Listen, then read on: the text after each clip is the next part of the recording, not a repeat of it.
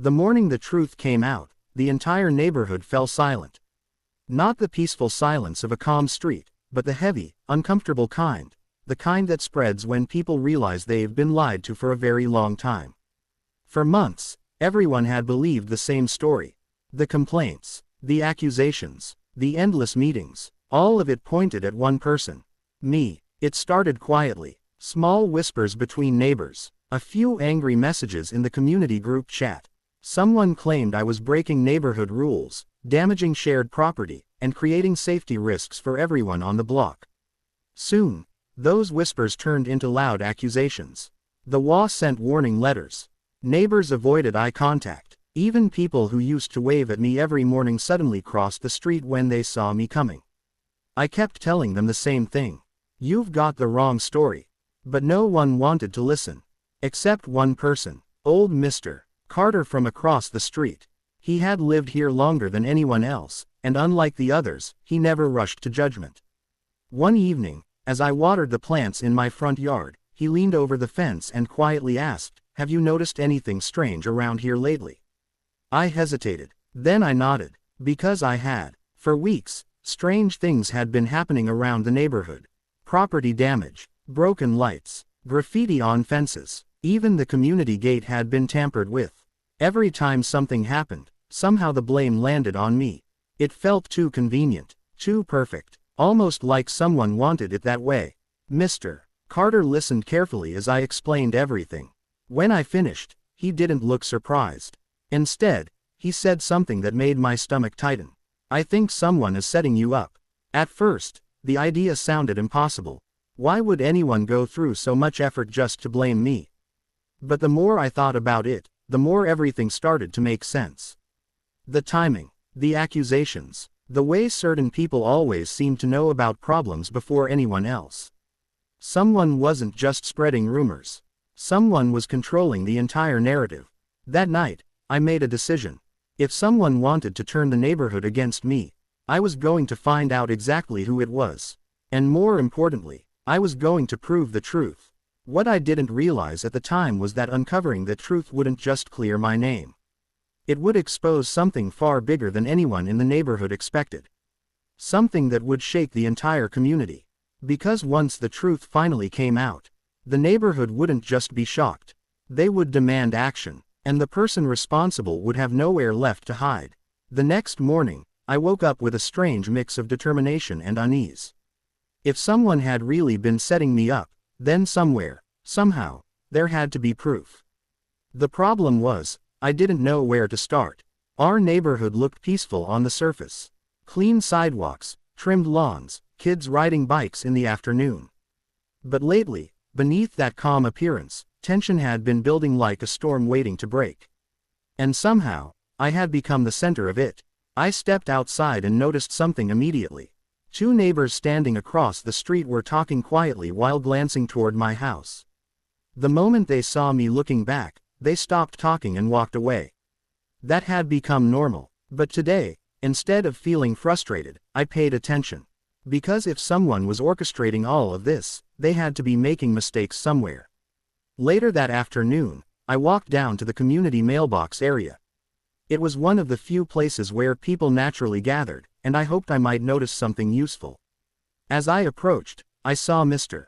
Carter. Again, he was sitting on the bench nearby, slowly feeding crumbs to a group of pigeons. When he saw me, he gave a small nod. "You look like a man on a mission," he said. "Maybe I am," I replied. He studied me for a moment before speaking again. "You know, there's something strange about the security cameras around here." That got my attention instantly. Our neighborhood had installed several cameras the previous year after a few minor thefts. They were supposed to monitor the entrance gate, the park, and a few shared spaces. "What about them?" I asked. Mr. Carter leaned forward slightly. "I noticed something a few nights ago. One of the cameras near the gate wasn't pointing in the right direction." I frowned. "What do you mean?" "It was turned toward the street instead of the gate. Almost like someone moved it." My heart started beating faster. If someone had been tampering with the cameras, it could explain a lot. It would mean whoever was causing the damage knew exactly how to avoid being seen. Or worse, They knew exactly what the cameras would show. That evening, I walked toward the neighborhood entrance. The camera Mr. Carter mentioned was mounted on a tall pole near the gate. From the sidewalk, it looked normal.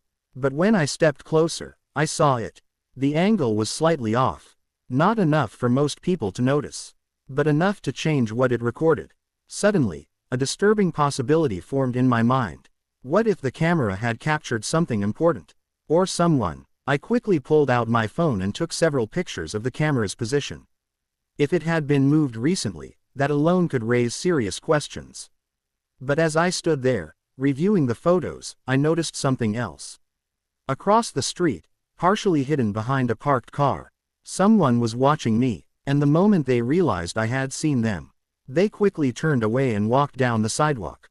For the first time since this whole nightmare started, I felt certain about one thing.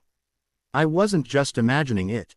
Someone in this neighborhood had something to hide, and they were starting to realize I was getting close to the truth.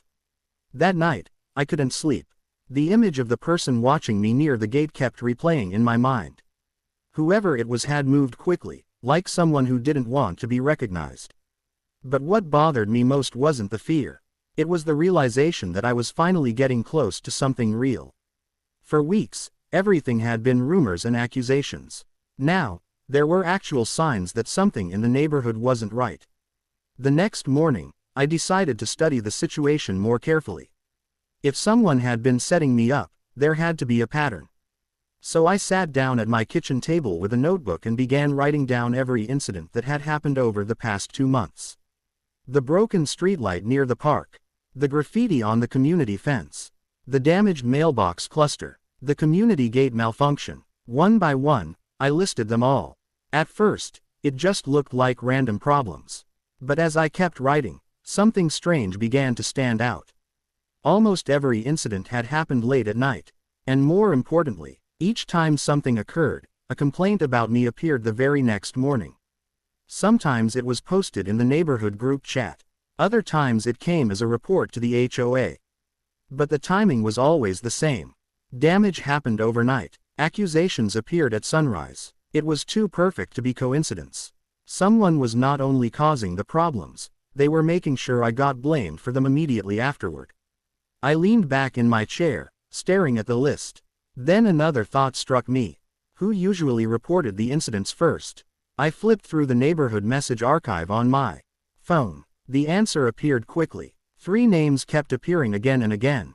Linda from the corner house, Mark, one of the HOA board members, and a woman named Karen who had moved into the neighborhood about 6 months ago.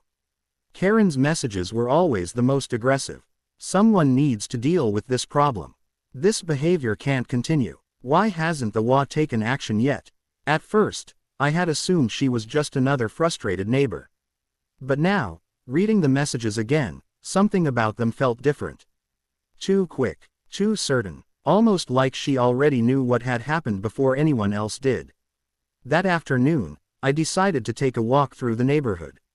Not casually, carefully. I passed the park, then the community fence where the graffiti had appeared weeks earlier. Everything looked normal now. Fresh paint, clean sidewalks. But when I reached the corner street near Karen's house, I slowed down. Her driveway was empty, but something in her front yard caught my attention. A small outdoor camera mounted under the roof. Unlike the neighborhood cameras, this one pointed directly toward the street. Toward the same area where several incidents had happened. I stood there for a moment, thinking. If Karen's camera had been recording at night, it might have captured something important. Or maybe something someone didn't want anyone else to see. Just as I was about to leave, the front door suddenly opened. Karen stepped outside, and the moment our eyes met, her expression changed, not to surprise, not to curiosity, but to something far more revealing. Panic. For just a split second, it flashed across her face before she forced a tight smile. That single reaction told me something important. Karen wasn't just another concerned neighbor. She knew exactly what was going on. And somehow, she knew I was getting closer to uncovering it. Karen's smile didn't last long. For a brief moment, she stood on her porch pretending everything was normal, but the tension in her posture gave her away. Her eyes flicked toward the small camera mounted under the roof, then quickly back to me. That single glance told me everything. She was worried about that camera. I kept my expression calm and waved politely, as if I were simply passing by. "Good afternoon," I called out. Karen forced another smile. "Just taking a walk." "Yeah," I replied casually. "Nice weather today." She nodded, but I could see her studying me carefully, as if trying to figure out exactly why I was there. After a few seconds of awkward silence, I continued walking down the street. But my mind was racing. Karen's reaction had confirmed something important.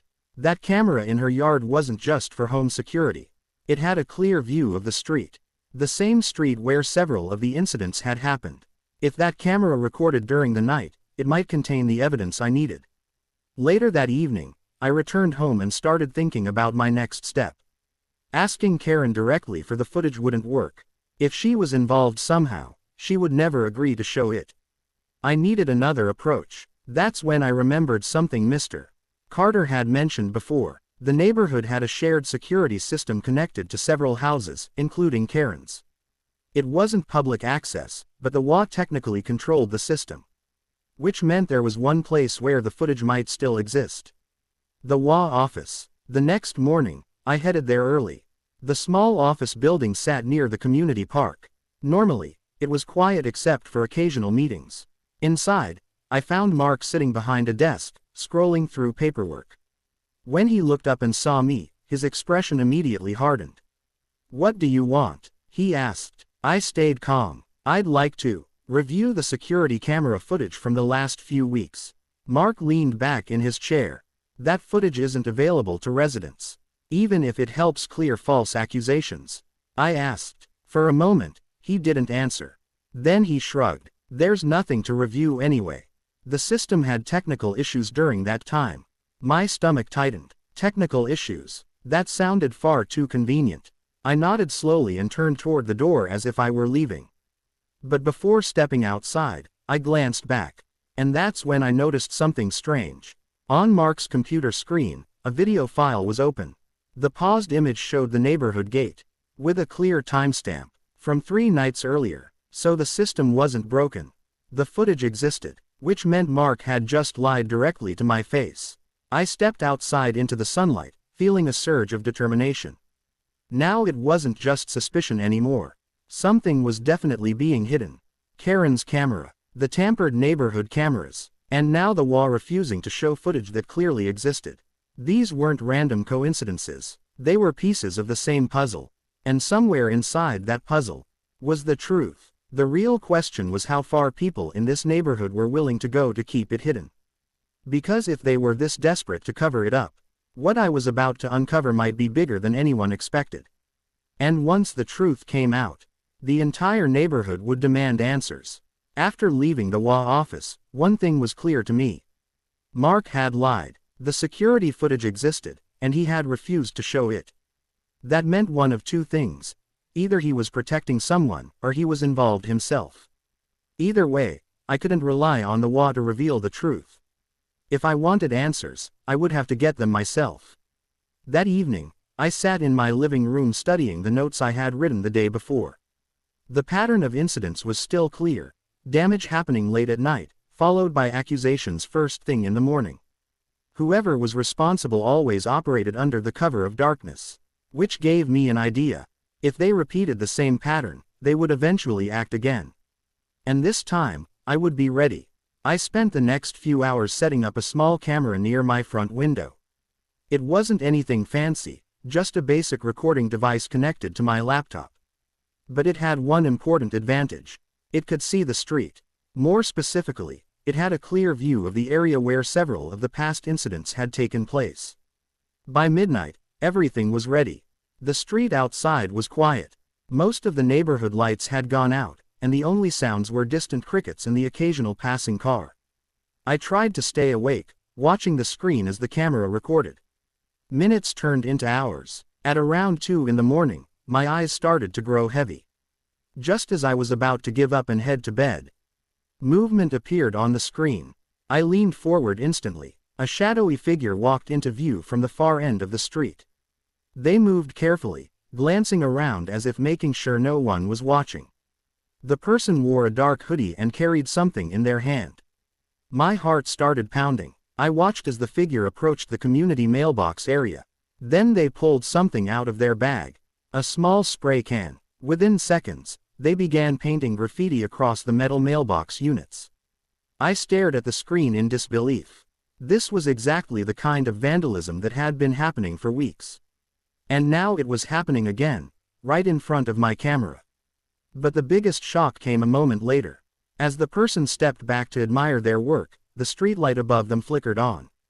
For a brief second, their face became visible, and I recognized them immediately. It wasn't some random vandal. It wasn't a stranger from outside the neighborhood. It was someone everyone here trusted. Someone who had been among the loudest voices accusing me. Karen. My hands froze over the keyboard as I replayed the footage again. There was no mistake. It was clearly her. But what she did next was even more disturbing. After finishing the graffiti, Karen pulled out her phone. She snapped several pictures of the damage. Then she walked back toward her house. I sat there staring at the screen, slowly realizing what I had just witnessed. She wasn't just vandalizing the neighborhood.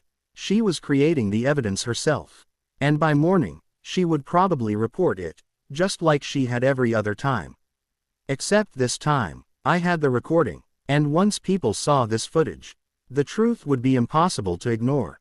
I barely slept that night. After watching the footage of Karen vandalizing the mailbox area, my mind kept racing. For weeks, she had been one of the loudest voices blaming me for everything happening in the neighborhood. And now I had proof that she was the one behind it. But I knew something important. Simply having the video wasn't enough. If I handled this the wrong way, Karen could twist the story again, just like she had before. I needed people to see the truth clearly, without any chance for manipulation. By morning, the neighborhood group chat was already buzzing. Just as I had predicted, Karen had posted a message. More vandalism overnight. This is getting out of control. The WA needs to take action immediately. She attached photos of the graffiti on the mailboxes. The same photos she had taken herself. I stared at the message for a moment. Then I opened the video file on my computer. My heart pounded as I watched it again. There was Karen, clearly visible under the streetlight, spray painting the mailbox and taking pictures afterward. It was undeniable. I took a deep breath and uploaded the clip to the group chat. For a few seconds, nothing happened. Then the reaction started. At first, it was confusion. What is this? Wait, is that Karen? Is this real footage? Within minutes, the entire chat exploded with messages. Neighbors who had ignored me for weeks were suddenly asking questions. People replayed the clip again and again. Every time they watched it, the truth became harder to deny. Then someone wrote the message that changed everything. That's clearly Karen. More neighbors began responding. She's the one painting the graffiti. She staged the damage. She blamed someone else for it. The conversation shifted instantly. For weeks, the neighborhood had been convinced I was responsible for the problems. Now they were realizing they had been misled. Mr. Carter was the next to speak. I told everyone something wasn't right. His message was followed by several others. Why would Karen do this? Was anyone else involved? Did the WA know? That last question caught my attention. Because I remembered Mark's reaction in the WA office. The lie about the security footage. The video paused on his computer screen. Suddenly, the situation didn't look like the actions of one person. It looked like something much bigger. And the neighborhood was starting to realize it too. Just as the chat continued filling with messages, a new notification appeared. Karen had finally responded. Her message was short. This video is fake. But the reactions that followed made it clear no one believed her anymore. People had seen the footage with their own eyes. The truth had escaped, and now it was spreading through the entire neighborhood faster than anyone could control. For the first time since the accusations started, I felt something shift. The story was no longer about blaming me. Now everyone wanted answers. And once a neighborhood starts demanding answers, things can escalate very quickly. Karen's message claiming the video was fake didn't calm anyone down. If anything, it made the situation worse. Within minutes, more neighbors began responding in the group chat. People who had stayed quiet for weeks suddenly had questions. Others admitted they had always felt something was strange about the accusations. The tone of the conversation had completely changed. Before the video, the chat had been filled with complaints about me. Now the same people were asking Karen to explain herself. Why were you there at 2 in the morning? Why were you spray painting the mailbox? How did you know about the damage before anyone else? Karen stopped replying. The silence only made people more suspicious. By midday, the conversation had spread beyond the group chat. Neighbors were talking outside their homes, standing in small groups along the sidewalks. For the first time in weeks, when I stepped outside, people didn't avoid me. Instead, they looked at me with curiosity, and in some cases, guilt. Mrs. Patel from 3 houses down approached me slowly.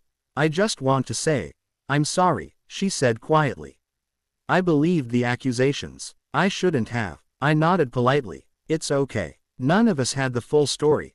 More neighbors began approaching throughout the afternoon. Some asked questions about the video. Others simply apologized. But the biggest shift came later that evening. Mr. Carter knocked on my door. When I opened it, he looked more serious than I had ever seen him. You need to see this, he said.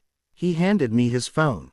On the neighborhood group page, someone had posted a new message. It wasn't from Karen. It was from another resident. Has anyone noticed that Mark from the WA always supported Karen's complaints?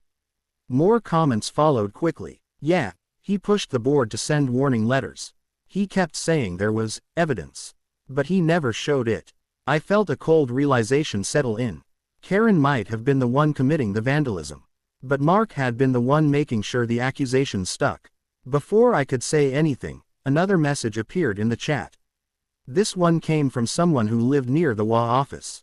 I just checked the security cameras by the park. They were turned off last week. The replies came instantly. Who controls those cameras? The WA does. And Mark manages the system. Suddenly, the situation was no longer just about vandalism. Neighbors were beginning to suspect something far worse. If Karen had been creating the damage, and Mark had been controlling the cameras and pushing accusations, then the entire situation might have been planned. The neighborhood chat filled with one final message that captured what everyone was thinking. We need a meeting tonight. Within minutes, dozens of people agreed. The quiet, peaceful neighborhood had reached a breaking point. For weeks, rumors had divided everyone. But now the truth was bringing them together. And this time, they weren't looking for someone to blame. They were looking for accountability. Because when an entire neighborhood realizes it has been manipulated, people don't stay quiet for long. By the time evening arrived, the entire neighborhood seemed restless. Lights were on in almost every house. People stood outside talking in small groups, their voices filled with the same mixture of anger and disbelief. For weeks, they had been arguing with each other. Now they were realizing they had all been pulled into the same deception. The emergency neighborhood meeting was scheduled for 7 o'clock at the small park near the WA office. When I arrived, dozens of residents were already there. Some stood near the benches, others gathered along the sidewalks. The atmosphere was tense, but different from before. This time, the tension wasn't directed at me. It was directed at the truth everyone had just discovered. Mr. Carter stood near the center of the crowd, speaking calmly with several neighbors. When he noticed me approaching, he nodded in greeting. Looks like people are finally ready to listen, he said quietly. Before I could respond, the door to the WA office opened. Mark stepped outside. The moment people saw him, the conversation stopped. He looked uncomfortable, clearly realizing the situation had changed. What's going on here? He asked, trying to sound confident. A voice from the crowd answered immediately. You tell us. Another resident stepped forward. Why did you lie about the security footage? Mark hesitated. I didn't lie, he replied. The system was malfunctioning. That claim didn't last long. Someone pulled out a phone and played the clip again, the video of Karen spray painting the mailbox under the streetlight. The crowd watched in silence. When the video ended, several people turned back toward Mark. If the cameras weren't working, one neighbor asked, why did you say you had evidence against him? Mark's face tightened. I never said that, but someone quickly responded. You sent the warning letters. And you said the board had proof. More voices joined in. Why were the cameras turned off last week? Why didn't you show the footage earlier? Mark opened his mouth to respond, but before he could speak, another voice cut through the crowd. Karen had arrived. She pushed through the group, clearly trying to appear calm, but her expression betrayed the pressure she was under. "This whole situation is ridiculous," she said loudly. "That video doesn't prove anything." The reaction from the crowd was immediate. "It proves plenty. You were caught on camera. You staged the vandalism." Karen's confident tone began to crack. "That video could be edited," she insisted. "But Mr. Carter stepped forward. "I've lived here 30 years, he said firmly. "And I know what I saw in that footage." The crowd murmured in agreement. For weeks, rumors had divided the neighborhood. Now, the truth had united them. People weren't arguing anymore. They were demanding answers. One resident finally said what everyone else was thinking. "This isn't just about vandalism anymore." Another neighbor nodded. "You tried to frame someone." Then someone else added the sentence that changed the entire meeting. "We're calling the police." The park fell silent, because everyone understood what that meant. The situation had officially crossed the line from neighborhood drama into something much more serious. And once law enforcement got involved, the truth would come out whether Karen and Mark liked it or not. The moment someone said they were calling the police, the atmosphere in the park changed completely. What had started as a tense neighborhood meeting suddenly became something far more serious. No one was shouting anymore. No one was arguing. Everyone simply waited. Karen looked around the crowd, clearly realizing the situation had slipped out of her control. Just hours earlier, she had been one of the loudest voices in the neighborhood, accusing others and demanding punishment. Now dozens of people were staring at her, expecting answers. Mark looked even more uncomfortable. He stood near the WA office door, avoiding eye contact with the crowd. Within 15 minutes, the flashing lights of a police vehicle appeared at the end of the street.